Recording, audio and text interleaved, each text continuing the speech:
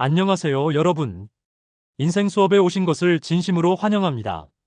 오늘 우리가 나눌 이야기는 내 사랑을 위협하는 단 한마디, 금기 10선입니다. 이 시간 동안 한순간에 격한 감정 속에서 무심코 내뱉은 한마디가 얼마나 치명적인 상처로 이어질 수 있는지, 그리고 그 한마디가 사랑하는 사람의 마음과 인생 전체를 어떻게 송두리째 뒤흔들 수 있는지를 구체적인 사례와 함께 깊이 있게 이야기해 보려고 합니다. 여러분, 오늘의 이야기를 듣고 나면 지금까지 무심코 사용했던 표현들이 결코 가볍지 않다는 것을 깨닫게 될 것입니다. 이제부터 실제 사례와 생생한 경험들을 통해 금기 10선의 위험성과 우리가 어떤 언어를 선택해야 서로의 사랑을 지킬 수 있는지 자세히 살펴보겠습니다. 먼저, 너는 쓸모없어 라는 금기입니다. 이 한마디는 단순한 욕설 이상의 의미를 담고 있습니다. 어린 시절부터 넌 쓸모없어라는 말을 반복적으로 들은 사람들은 그 말이 마치 자신이 존재할 이유조차 없다는 메시지를 전달하는 것처럼 느껴집니다.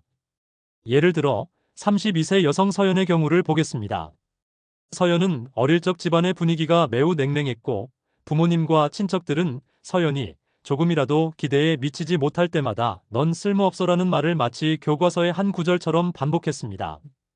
그 결과 서연은 스스로를 무가치한 존재로 인식하기 시작했고 학교 생활에서도 친구들과의 관계에서 자신감을 잃게 되었습니다. 대학 시절 서연은 자신의 꿈을 향해 나아가려고 했지만 내면 깊은 상처 때문에 도전을 두려워하게 되었고 연애를 시작했을 때도 연인 민정이 우발적으로 던진 너는 쓸모없어라는 말 한마디에 모든 자신감을 잃고 말았습니다. 서연은 그 후 직장에서 자신의 의견을 내지 못하고 중요한 회의에서 목소리를 내지 못하는 등 사회생활 전반에 걸쳐 큰 위축감을 경험하게 되었습니다. 또 다른 사례로 40대 남성 지우는 어린 시절 학교와 가족 모임에서 넌 쓸모없어라는 말을 반복적으로 듣고 자라온 탓에 연애 초반에 상대방에게서 비슷한 언어 폭력을 경험하게 되자 자신이 태어난 것 자체가 실수였다는 극심한 자기 혐오에 빠지게 되었습니다. 지우는 이로 인해 사회적 활동에서도 점차 고립되었고 결국 심한 우울증과 불안장애로 이어져 오랜 기간 전문적인 심리 치료를 받아야만 했습니다. 이처럼 너는 쓸모없어라는 말은 단순한 감정의 분출이 아니라 한 사람의 자아와 미래를 송두리째 부정하는 매우 위험한 언어임을 우리는 반드시 인식해야 합니다. 다음으로 내가 널 사랑하지 않아 라는 금기에 대해 이야기해 보겠습니다. 사랑의 가장 근본적인 기반은 상호 신뢰와 애정인데 이 한마디는 그 모든 것을 한순간에 무너뜨릴 수 있습니다. 27세 여성 민정은 따뜻한 가정에서 사랑과 관심을 받으며 자라왔고 자신의 연애에서도 항상 깊은 애정을 기대했습니다. 그러나 어느 날 연인 서준이 극심한 스트레스와 감정 폭발 속에서 내가 널 사랑하지 않아라고 외친 그 순간 민정은 자신이 지금까지 쌓아온 모든 신뢰와 애정이 완전히 부서지는 것을 경험했습니다. 민정은 그날 밤 혼자 거울을 바라보며 내가 정말 사랑받을 자격이 있을까? 라는 의문에 빠졌고 수개월 동안 극심한 상실감과 외로움에 시달리며 심리 상담을 받게 되었습니다. 또 다른 사례로 35세 남성 동현과 33세 여성 유진의 부부 사이에서는 동현이 분노의 순간마다 내가 널 사랑하지 않아라는 말을 반복함으로써 유진은 점차 자신이 사랑받지 못하는 존재라는 확신에 빠졌습니다. 유진은 이러한 반복적인 말들에 지쳐 사회활동에서도 자신을 드러내지 못하게 되었고 결국 가족과 친구들과의 관계에서도 점점 고립되는 결과를 낳았습니다. 이처럼 내가 널 사랑하지 않아라는 말은 단순한 한순간의 감정 표현이 아니라 연애관계의 모든 기반을 뒤흔들어 상대방의 자존감을 파괴하는 치명적인 표현입니다. 세 번째 금기는 내가 다 망쳤어 입니다.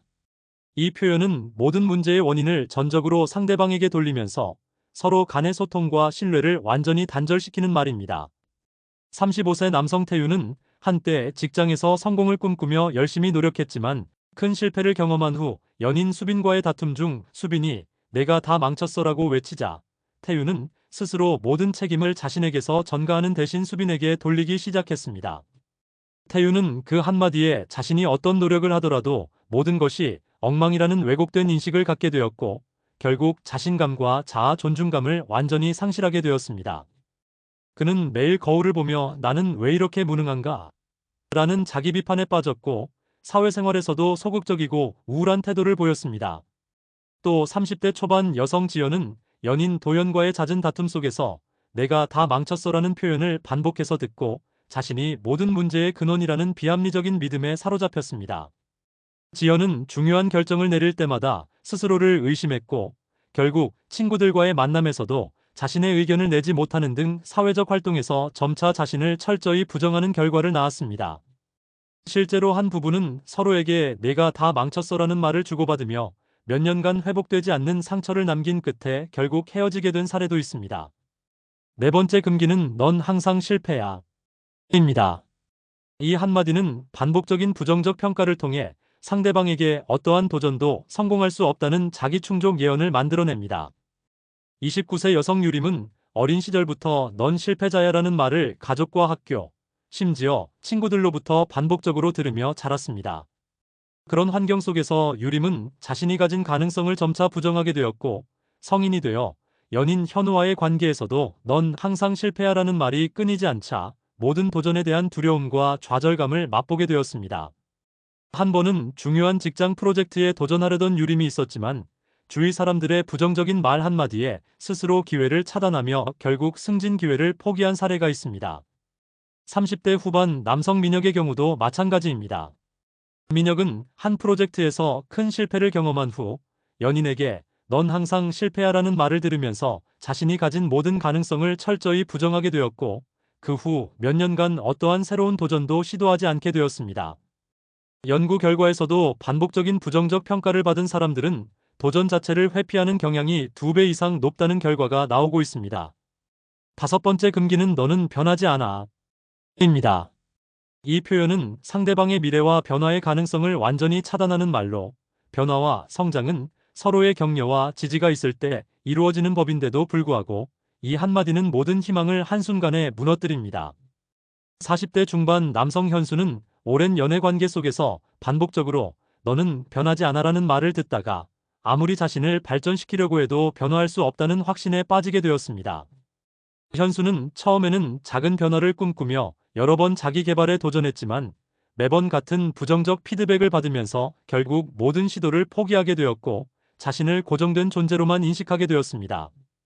40대 여성 라영 역시 오랜 기간 너는 변하지 않아라는 말을 듣고 스스로의 모습에 대한 변화의 가능성을 완전히 상실했습니다.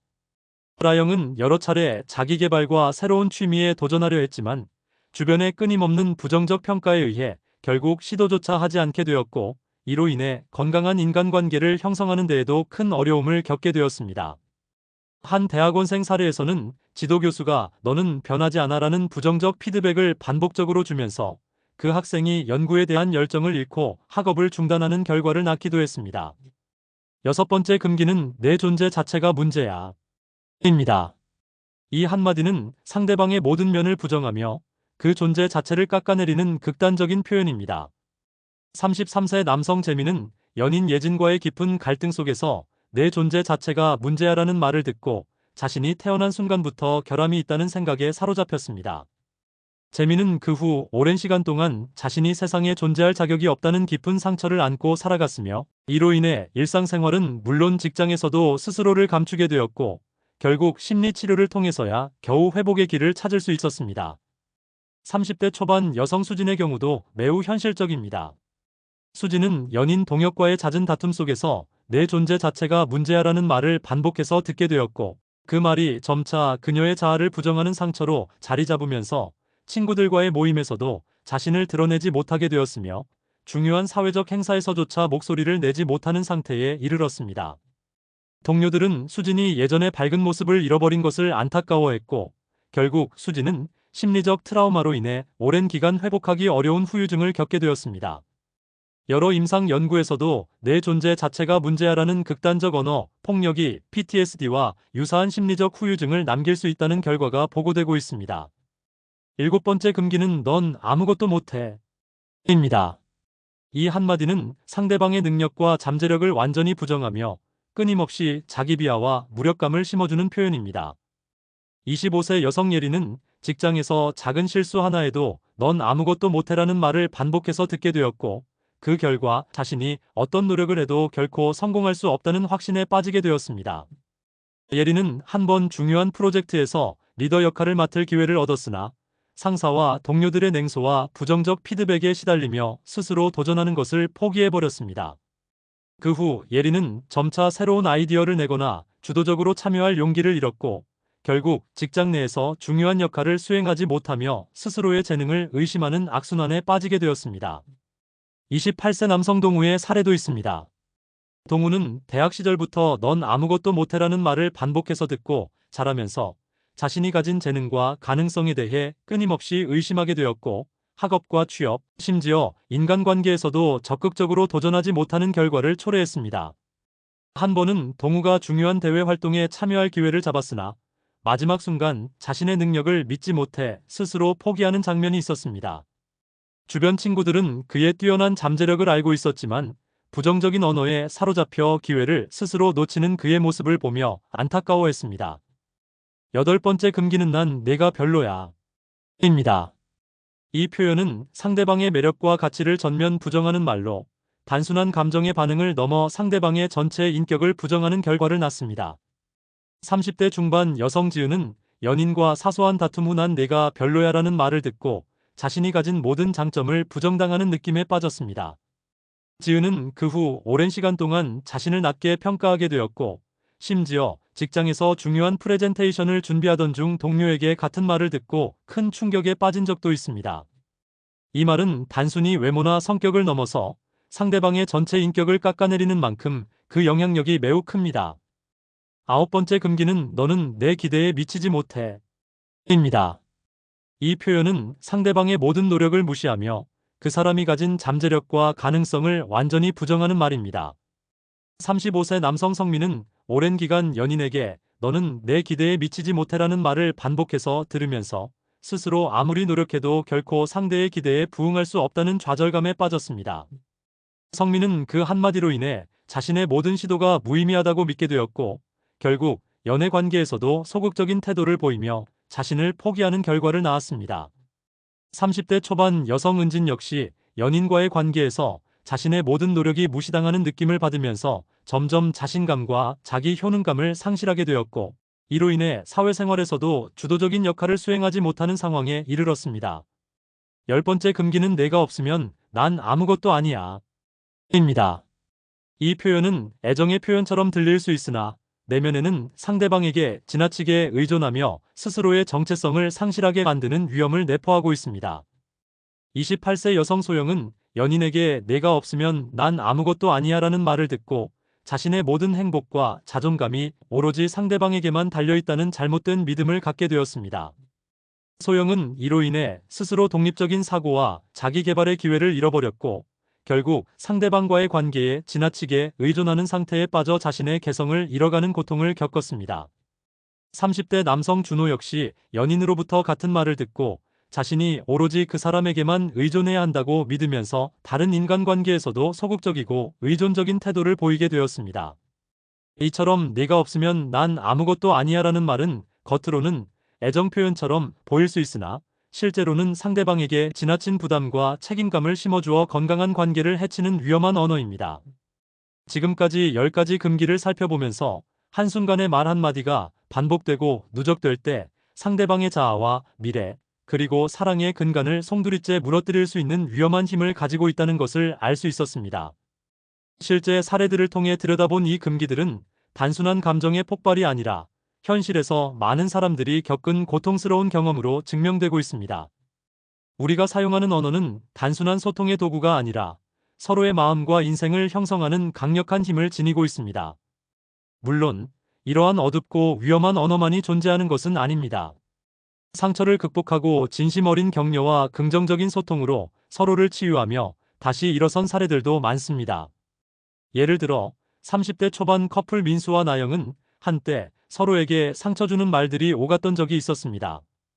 민수는 감정에 격한 순간에 무심코 상처 주는 말을 내뱉었지만 어느 날 두 사람은 심리 상담과 비폭력 대화 기법을 배우며 서로의 진심을 나누기 시작했습니다. 민수는 오늘 내가 보여준 작은 노력에 정말 감동했어라는 따뜻한 한마디로 나영에게 다시 희망을 불어넣었고 나영은 그 한마디 덕분에 스스로의 가치를 회복하며 두 사람은 점차 서로의 아픔을 이해하고 치유할 수 있었습니다. 또 한 부부 40대 후반의 경수와 라영은 오랜 시간 서로에게 상처 주는 말들로 인해 관계가 얼어붙었던 기억이 있습니다. 그러나 이들은 매일 저녁 서로의 하루를 돌아보며 오늘 내가 보여준 작은 노력에 정말 감사해라는 말 한마디씩을 주고받기 시작했습니다. 그 작은 변화들이 차곡차곡 쌓여 오랜 갈등과 오해를 서서히 녹여내었고 결국 두 사람은 서로에 대한 깊은 이해와 사랑을 회복할 수 있었습니다. 또한 직장에서는 팀 리더가 매주 팀원들에게 이번 주 당신의 노력이 우리 팀에 큰 변화를 만들었어요 라는 메시지를 전하며 팀 내에서 서로를 존중하고 격려하는 문화가 자리 잡게 되어 부정적 언어 사용이 현저히 줄어들고 모든 구성원들이 창의적으로 의견을 공유하는 분위기가 조성된 사례도 있습니다. 우리의 말 한마디는 때로는 평생의 상처로, 때로는 누군가의 인생을 바꿀 수 있는 기적의 힘을 가지고 있습니다. 분노와 좌절, 피로에 지친 순간에도 우리는 서로의 존재를 존중하며 따뜻한 격려와 칭찬의 말을 건네야 합니다. 만약 실수로 누군가에게 상처를 주었다면 그 잘못을 인정하고 진심으로 사과하는 용기를 가지는 것이 얼마나 중요한지도 잊지 말아야 합니다. 이렇게 할 때 비로소 우리는 서로의 아픔을 치유하고 진정한 사랑의 소통을 이룰 수 있습니다. 오늘 이 인생 수업에서 다룬 금기 10선은 단순히 한순간의 감정 폭발에서 비롯된 말들이 아니라 실제로 많은 사람들이 겪은 고통의 기록입니다. 여러분이 이 이야기를 듣고 나면 자신의 말 한마디가 누군가의 마음에 어떤 상처를 남길 수 있는지, 그리고 그 상처를 어떻게 회복할 수 있는지 깊이 생각해 보게 될 것입니다. 우리 모두가 서로의 언어에 조금 더 신중해지고 상대방에게 따뜻한 격려와 칭찬을 건네는 삶을 살아가길 진심으로 바랍니다. 영상이 유익하고 여러분의 마음에 진정한 울림을 주었다면 구독과 좋아요, 그리고 알람 설정을 잊지 말아주세요. 여러분의 소중한 피드백과 응원이 앞으로 더 많은 인생 수업 콘텐츠를 만드는 큰 원동력이 됩니다.